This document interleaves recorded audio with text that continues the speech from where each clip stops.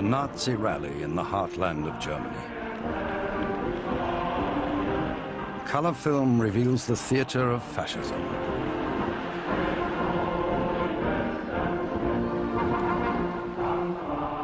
These vivid images captured the emotion of a people waiting to see their leader, Adolf Hitler.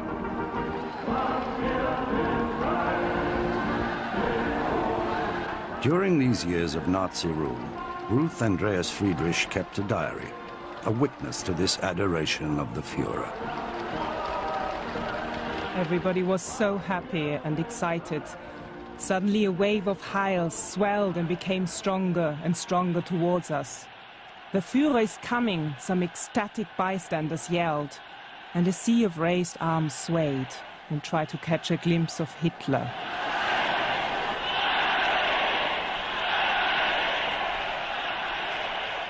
Hitler had been in power for 4 years, and his troops were already waging war in Europe. Civil war in Spain, a dress rehearsal for the Second World War. A war which targeted civilians from the air.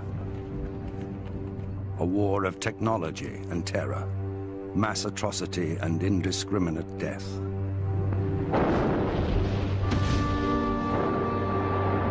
German volunteer troops were fighting alongside Franco's fascist army to overthrow the elected Republican government.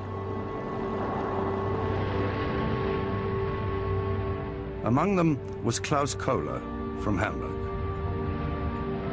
Spain, you wonderful country. I'm proud to help you during your liberation from the Red Hordes, so that you can fight on the side of Germany and Italy against the Bolshevism that is undermining the foundations of Europe. People from all over the world volunteered to defend the Republican government and defeat fascism. Welsh communist Bill Painter. It is when you see all this that you realize what war is all about. It is here that you can feel the terrible menace to France and the people of Britain if the fascists are not crushed at this point. By 1939, Franco and his fascist allies were victorious. The democracies of the United States and Britain had failed to intervene.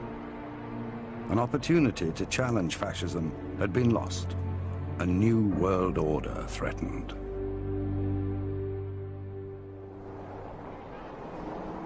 Whilst war raged in Spain, Britain celebrated king, country and empire with the coronation of George VI.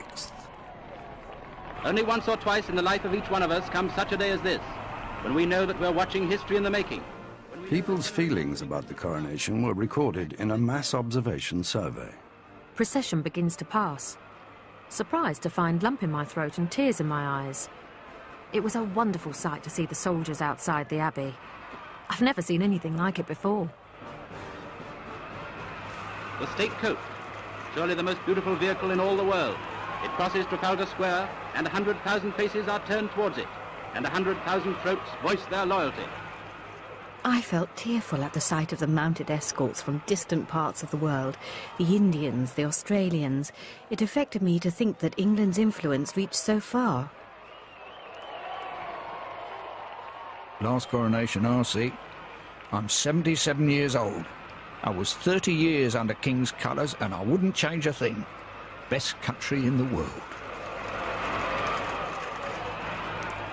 I became very irritated with the red, white and blue decorations. But I was surprised how much I responded to the atmosphere of the crowd, the cheering and all. I felt a defiant pride and thrill in belonging to the Empire, which in ordinary life, with my political bias, is just the opposite of my true feeling. One sees how very dangerous all this is. The beliefs and convictions of a lifetime can be set aside so easily. It's too dangerous a weapon to be in the hands of the people in power at present in this country.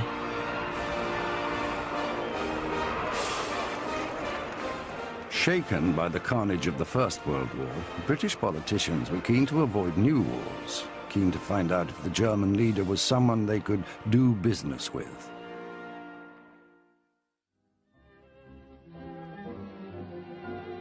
The year before the coronation, David Lloyd George, Britain's Prime Minister during the First World War, was invited to meet Adolf Hitler.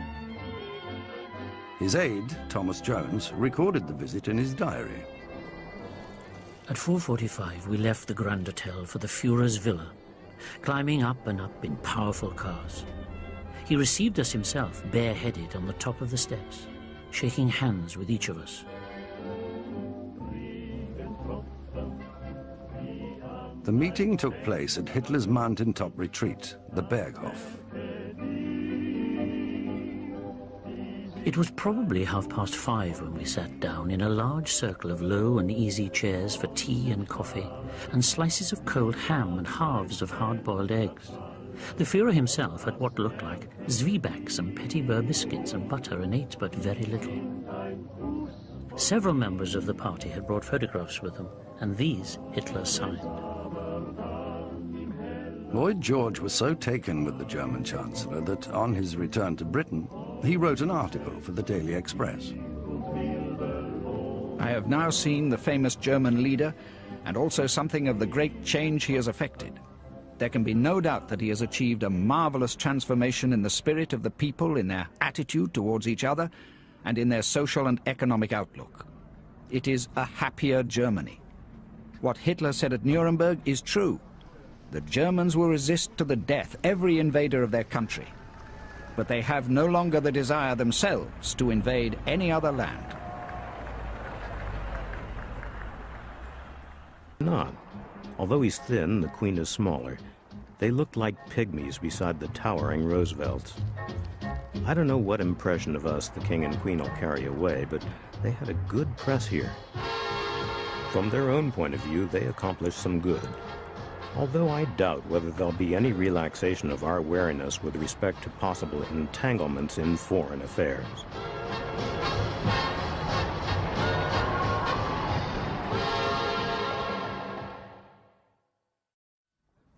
By 1939, Nazi Germany was strong and confident. Hitler had annexed Austria and seized land from Czechoslovakia. Munich, a festival to celebrate German culture. Filmed by amateur cameramen and witnessed by 18-year-old Josefa Hamann. It is always a clear, beautiful day on these festive occasions. People call it Hitler weather. It's unbelievable how the city glittered. The whole city was shown off at great expense. An expectant mother was moved to write a letter to her unborn child. This is like a second spring for Germany. The Führer is achieving great things, things no one had dared to believe possible. The Treaty of Versailles has been abolished and Austria has come home to the Reich. Germany is blossoming. After years of unemployment, people are working again. Everybody earns good money, and our industry is getting stronger and stronger. These are historic times for our German Reich, my son. A 15-year-old member of the Hitler Youth wrote to his aunt and uncle in Britain. Dear Olive and Alfred, I haven't written to you because too many interesting things have been happening in Germany. 2 weeks ago, I saw Hitler. He has made a great impression on me. We will struggle and die for him and our Germany. Much greetings from your Hans Ulrich and Heil Hitler. Wenn es dem internationalen Finanzjudentum in und außerhalb Europas. For years, the Nazis have been persecuting their enemies, especially German Jews. Werner Lehmann wrote to his friend in the United States in support of Nazi policy. Dear Howard, how are you fighting the Jews in your country? We finally got rid of them this year. It was high time, because the Jews were harming and infesting our people. They have plunged our people into high unemployment and financial misery. That's why we support our Führer and how he deals with the Jews. You still have too many Jews in your country, and that's why you have so many unemployed people. I feel sorry for you. We have a wonderful, peaceful life now. No Jew can agitate against our people anymore. All the best from Greater Germany. Yours, Werner.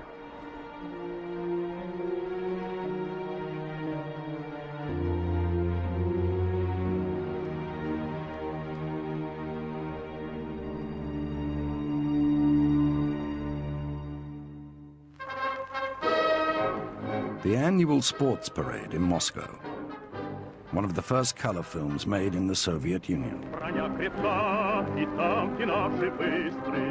The country was completely under Stalin's control. The diary of Andrei Argilovsky. The portraits of our leaders are now displayed the same way icons used to be. A round portrait framed and attached to a pole. Very convenient. Hoisted onto your shoulder and you're on your way. It's just the same as people used to do for church holidays. They had their activists then, we have ours now. Different paths, the same old bloody nonsense.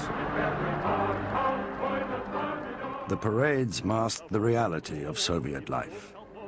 Starvation had killed 6 million people. Secret police made mass arrests, including many of the Red Army's officers. Railway worker Yevdokim Nikolaev was a witness.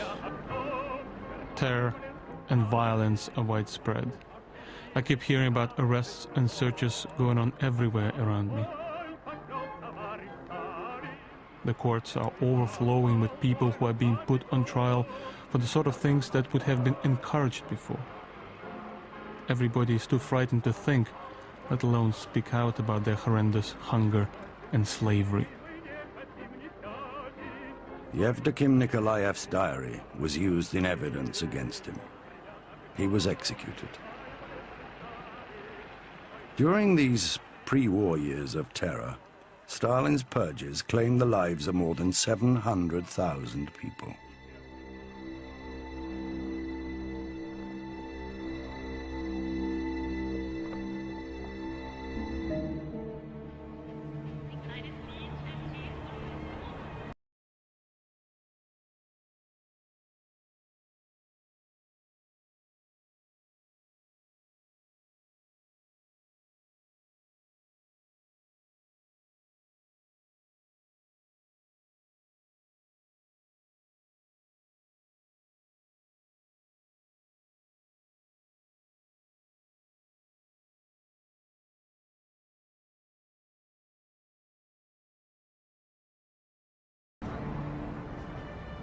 Here in the mountains, Hitler would brood and plot.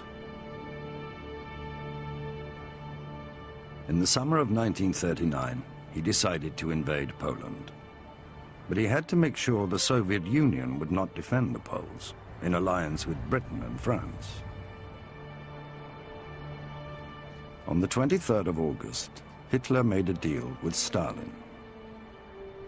His propaganda minister, Joseph Goebbels, recorded the sensational news in his diary. Yesterday, announced a non-aggression pact with Moscow. Great world sensation. The whole European power balance shaken. London and Paris can't believe it. The Führer has made a clever chess move. Let's see how the world will react to this smokescreen. Hitler's pact with Stalin contained a secret clause, an agreement to carve up Eastern Europe. 1 week later, on the 1st of September 1939, Germany invaded Poland.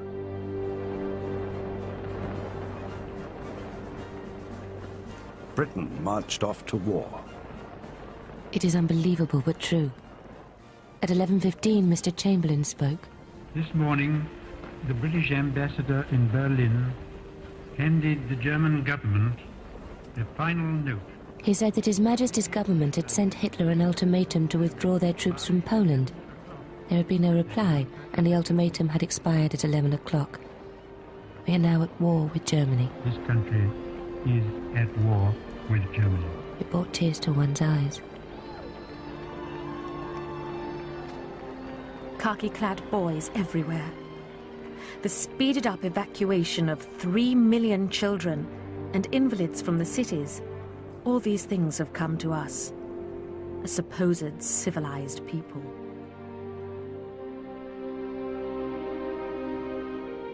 Warsaw has been bombed. German tanks and aeroplanes have been shot down, and war is once more striding across our world. By the 27th of September, Germany had conquered Poland. Teacher Chaim Kaplan witnessed the fall of his country. Beautiful Warsaw has been destroyed like Sodom and Gomorrah. There are streets which have been all but wiped off the face of the earth. In the midst of the ruins, thousands of human beings lie buried.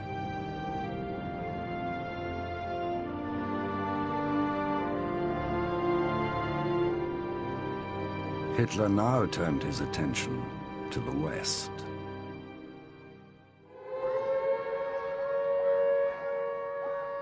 At the outbreak of war, Britain prepared for the worst.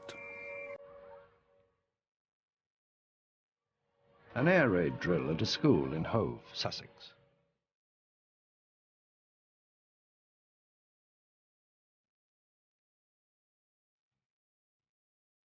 In the months that followed, it all seemed a bit quiet for a war. Miss Vivian Hall was a shorthand typist from Putney. This war seems remote from us as yet. The quiet nights and days, in contrast to the constant and destroying air raids we expected, are bewildering. But we are certain they will come sooner or later. We're all waiting for the heavens to throb into life with hundreds of planes, which will pour fire, gas, and death upon us. But fire, gas, and death didn't come.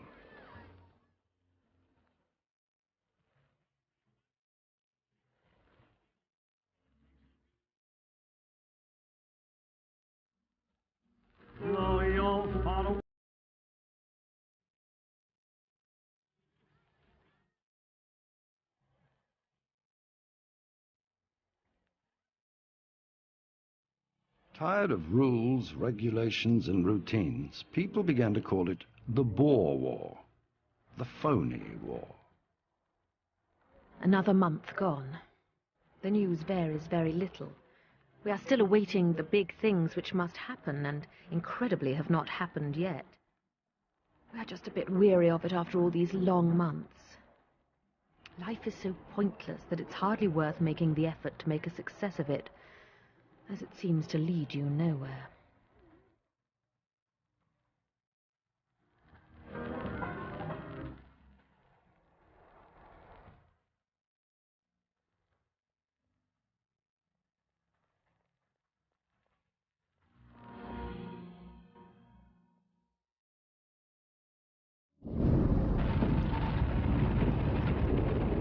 Then, on the 10th of May 1940, German troops stormed into France, Belgium, the Netherlands, and Luxembourg. Denmark and Norway had already fallen. British troops in France were in retreat. Sergeant Paxton fought with the Durham Light Infantry. 7 a.m.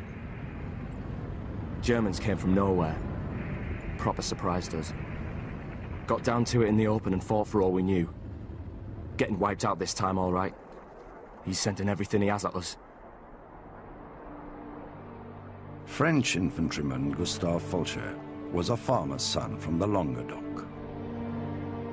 We marched for some time across the hills. We see vehicles from time to time, supply wagons, artillery trucks that have been bombed.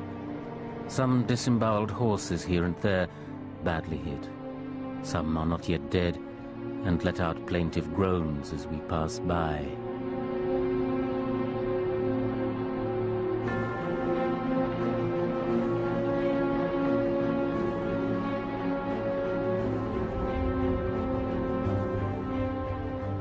Blitzkrieg consumed Europe.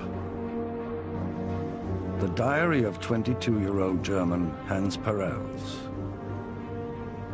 In the morning we searched houses.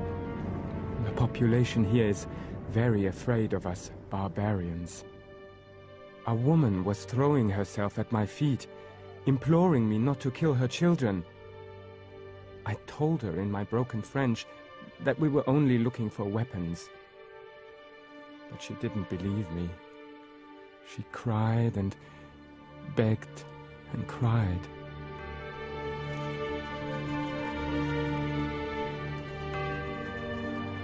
As he retreated, Gustave Fulcher witnessed the fall of France. The civilians put together their meager belongings. It is sad, and it tears me apart. Poor people, to abandon their houses, their cattle and poultry, and everything which seemed to be prospering, and gave them their pleasure in life.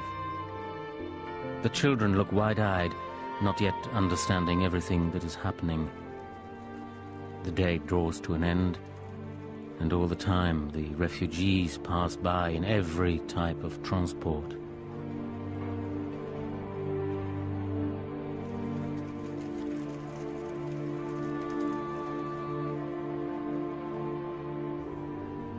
It wasn't long before Fulcher was captured. We were prisoners now, and a new life was going to start. For us, the war was over. Around midday, they made us get into threes and form a column and walk forward down the road. The march was very difficult. Suddenly we remembered that we hadn't eaten for a very long time. If only we could have had something to drink, but it was impossible. The British Expeditionary Force, with their French allies, are fighting a desperate battle in the northern zone of the Western Front.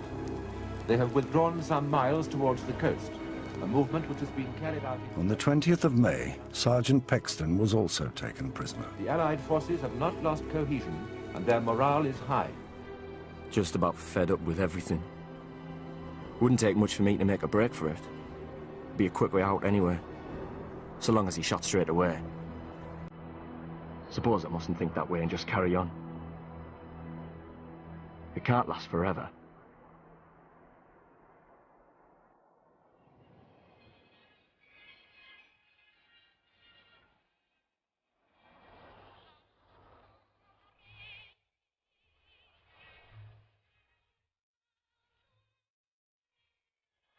For the victors, the good life, recorded in the home movies of German officers.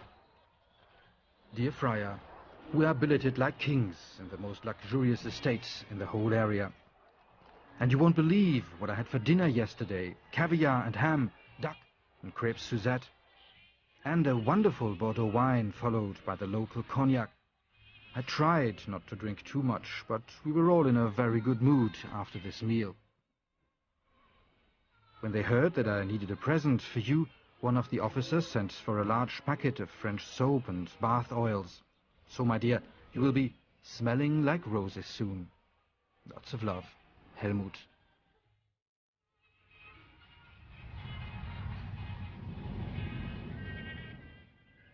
I know now why in times of war sexual misdemeanors are so much on the increase. You don't know whether you will survive each day, so you want to enjoy life as much as you can. I couldn't understand it at first, that ordinary women were so interested. But they feel the same as us soldiers. It is an almost insatiable appetite for sex. The war has taken away all barriers between classes, countries and ages.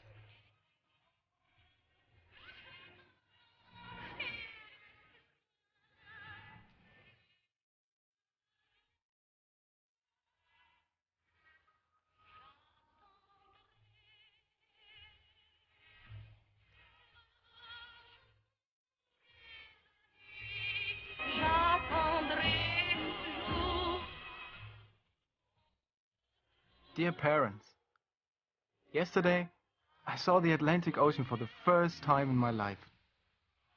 It was a wonderful view, elevating and majestic. I thought to myself how far I have traveled already because of the war. We have captured a number of towns along the coast. But quite often I felt very sad when I saw how many beautiful buildings have been destroyed. Looking at all the corpses, you start hating this war. Not because I'm fearful or sensitive.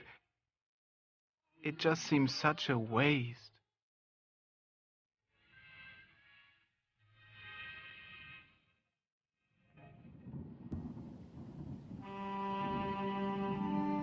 By the end of May 1940, the Allies in France were beaten.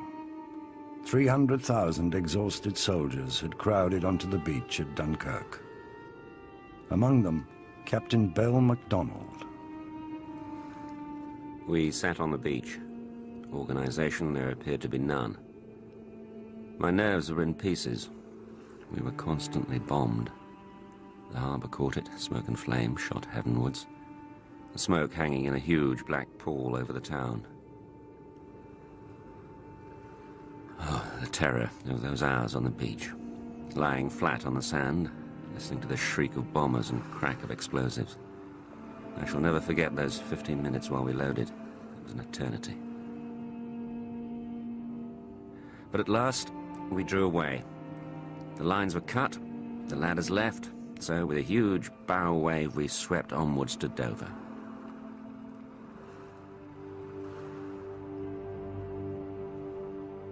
What General Weygand has called the Battle of France is over.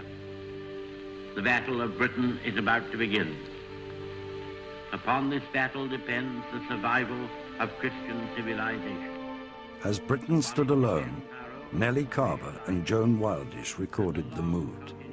Of our institutions and our empire. 17th of June. France has asked for an armistice. So now what? The predominant feeling is one of relief. Hitler knows that he will have to break us in this island or lose the war. Now we know where we are. I'm absolutely sure we can do better if we have nobody with us. They've let us down time and time again. Now we can really get on with the job. Suppose we should be besieged on our little island. I feel quite light-hearted after so much worry. Let us therefore brace ourselves to our duty. Now we have to put Mr. Churchill's great speech into action. Now the wolf really is at England's door, and it's showing its nasty swastikas. But if the British Empire and its Commonwealth last for 1,000 years, men will still say, this was their finest hour.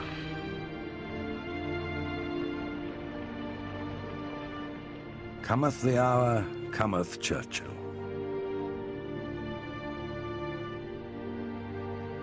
This very different leader was observed at close quarters by his secretary, John Colville.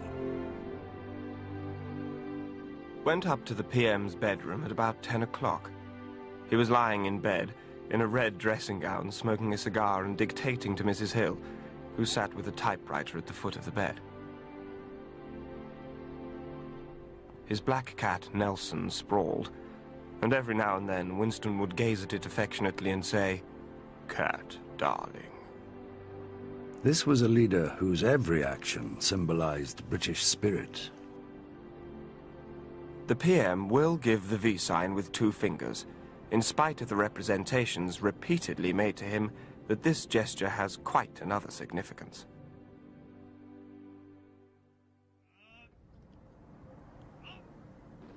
To resist the expected Nazi invasion, a new defense force was created. It's a happy, happy, happy day. Toot-loot-loot-loot-lay-lay. For you and me, for us and we, all the clouds... London and Nellie Carver was rather taken with it all. The local Defence Volunteers is assuming large proportions now and is to be seen everywhere. The PM has renamed them the Home Guard. Much nicer and more appropriate. Many of them are old soldiers and look jolly tough and solid. Brian Poole, a young man fond of stamp collecting and model aeroplanes, was keen to learn about killing. I'll be 17 on Wednesday next, and old enough to join the local Defence Volunteers. I broke the news gradually to my mother 2 nights ago. She thinks I'm too young to fight, but I don't think she'll try to stop me. The thing I'm dreading is the army boots. Big hefty things with studs in the bottom. First day in my army boots. Oh no, each one weighs a ton, I should think. It's very exciting learning how to advance in short rushes, bayonet charging. What we want is not to shoot the Boche, but to bayonet him. That which the Germans don't like. Cold steel. We've had grand instructions on bayonets from Dad. Where to stick it. In the throat, in the lungs, or in the stomach, giving it a twist as you pull it out. Where to fight guerrilla warfare, and how to kill a sentry without making any noise and such as that. Oh boy, what fun. Things like this I would never have done before the war. It's a happy day. Less of a lark were the regulations.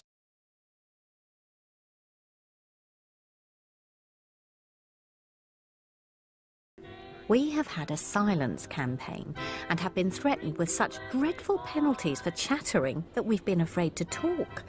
There was a notion of muzzling the press, but of course this won't do in England. We are fighting for freedom.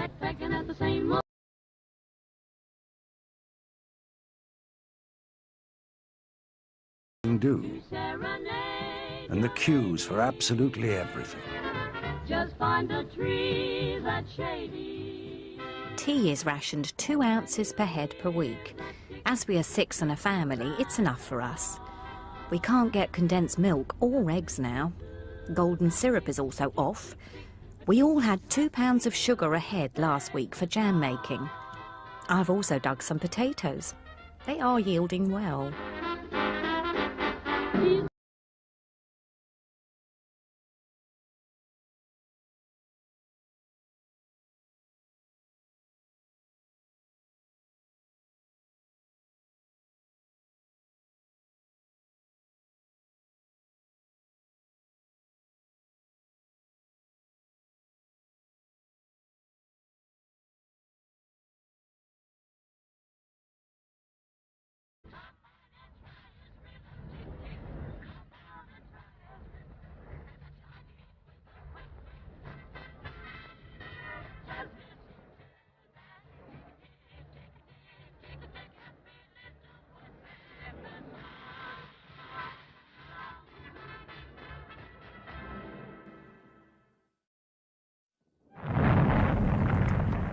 Then the heavy bombing of British cities began. The Blitz. In London, journalist Phyllis Warner recorded her changing reaction to this war from the skies. About 1 o'clock, I heard the sound of an approaching bomber for the first time. An appalling shriek like a train whistle growing nearer and nearer, and then a sickening crash reverberating through the earth. At intervals through the night, we heard the same dreaded sound. And each time, as we held our breaths in relief at our own escape, we knew that somewhere else, agony and horror had struck.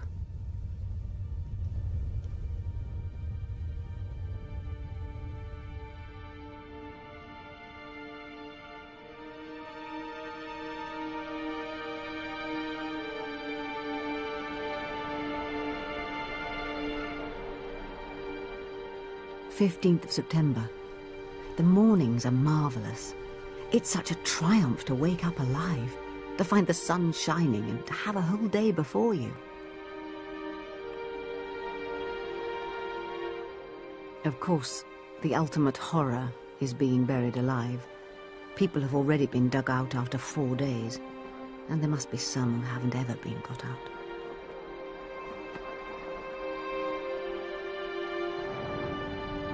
"8th of October. A bad night last night. Something dropped that rocked the ground beneath us. It did colossal damage. There were arms and legs scattered all over the surrounding streets. Sweet boys, the Nazis."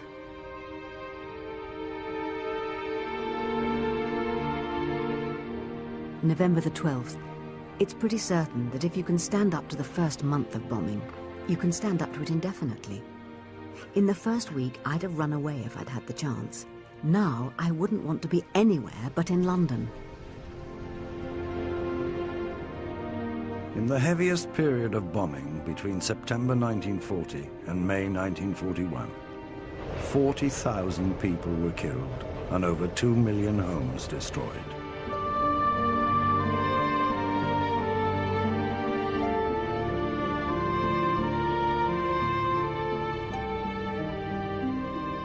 The worst of the Blitz was over, that in the years ahead, there would still be attacks by the Luftwaffe.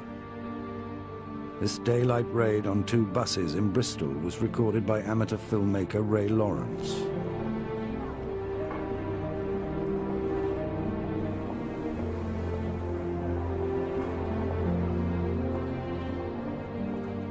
But by the spring of 1941, the Battle of Britain had been won. German plans for an invasion were postponed. Hitler prepared for a new war, an invasion of the Soviet Union. Terror in the East.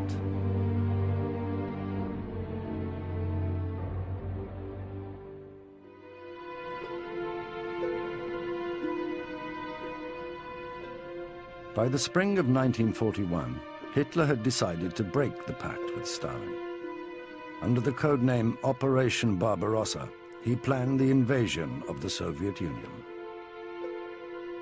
The Führer's strategy for genocide was recorded in the diary of his Chief of Staff, General Franz Halder. Meeting with the Führer. He talks about Barbarossa. He says we must get away from the idea of soldierly comradeship. This is a war of extermination. The struggle will be very different from the one in the West. In the East, toughness now means mildness in the future.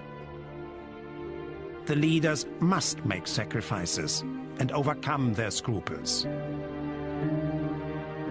3 million men began to move to the east. 21-year-old Adolf Goertz from Cologne wrote about the confusion.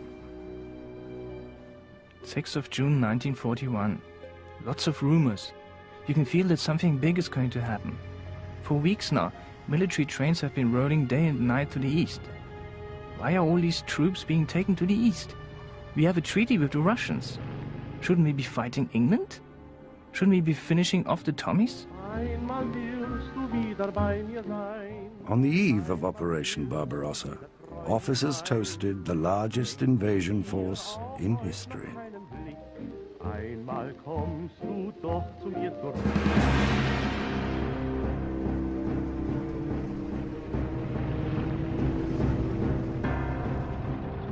On the 22nd of June, Adolf Goertz heard that German troops had crossed the border. At first we couldn't believe it. Heinz stormed into our room and yelled, "War! We have war with Russia!" Now war has really started. But everyone thinks that the war will be over in 4 weeks. The Führer must know what he's doing. In Leningrad, student Yelena Skryabina listened to the Soviet Foreign Minister Molotov on the radio. Molotov was talking fast, as if he was short of breath. His encouraging appeal sounded completely out of place. I immediately felt as if a threatening, slow-moving monster was approaching and frightening everyone in its path.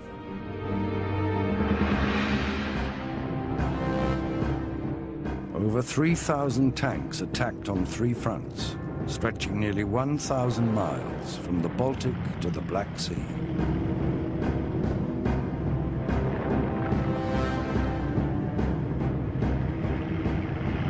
On the 28th of June, Soviet soldier Alexander Golikov wrote to his wife. Dear Tonichka, I don't know whether you will ever read these words, but I know for sure that this is my last letter. A fight is on, a heated, deadly fight. Our tank has been hit. Fascists are all around us. The Ostrovsky Street is filled with corpses. They look like large, motionless lizards. It is unbearably hot, and I'm thirsty. Your portrait is lying on my knees. I am looking at it into your light blue eyes. Don't cry. You probably won't come to my grave. Will I have a grave?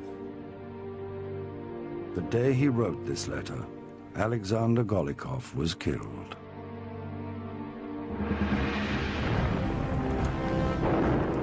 The German advance was rapid, up to 40 miles a day, capturing vast areas of the Soviet Union. Arkady Pervantsev, Russian war correspondent. Each day is full of human and Russian tragedy. The war goes on, tragic and cruel. Smolensk has fallen, Bessarabia, Tiraspol, Zhytomyr, Minsk, Riga, Orsha, Bobruisk, Novograd-Volhynsky, Kamenetsk-Podolsky, and many others. All have fallen. The Ukraine is ablaze. Belarusia is burning. The fire of war is approaching Central Russia.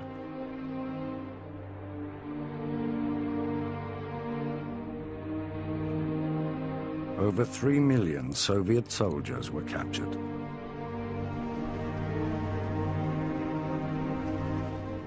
German private Benno Ziza witnessed the tragic procession.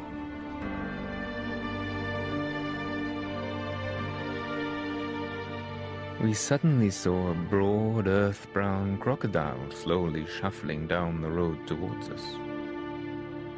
From it came a subdued hum, like that from a beehive. Prisoners of war, Russians. We quickly moved away from the foul cloud that surrounded them. Then, what we saw transfixed us, and we forgot our nausea. Were these really human beings? These grey-brown figures? These shadows lurching towards us? Moving shapes at their last gasp? Creatures which only some last flicker of will to live enabled them to march. All the misery of the world seemed to be concentrated here.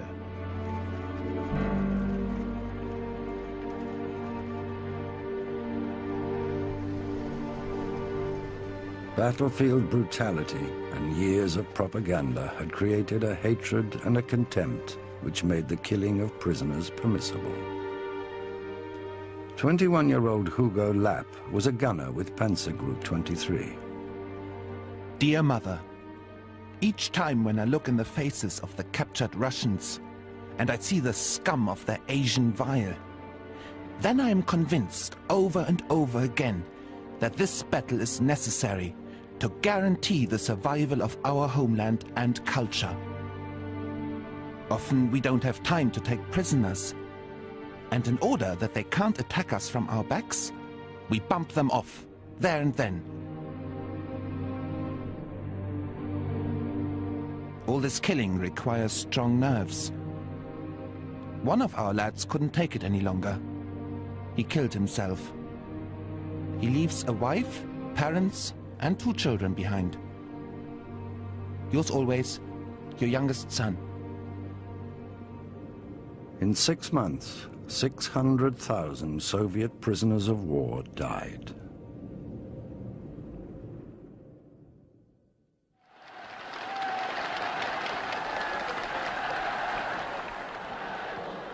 In August 1941, Hitler visited the Eastern Front. Euphoric from German victories, the vision of a 1,000-year Reich, a new world order, was still clear in the mind of the Führer. German tanks were approaching Moscow. In the Soviet capital, there was panic and fear of total collapse. German Colonel Kress shared the Führer's confidence. September 1941. There is no need for us to be in a hurry for Moscow. The fact that the Russians are throwing more and more troops against us makes no difference to us. We will take Moscow when we want to. But the Germans were beginning to respect their enemy. The Russians are very tenacious in defense, and particularly skillful in constructing fortifications. We cannot deny the Bolsheviks' courage and contempt for death. We have not been confronted by such an opponent before. By December 1941, the Germans had still failed to take Moscow. There would be many years of bloodshed ahead. Then, the United States entered the war.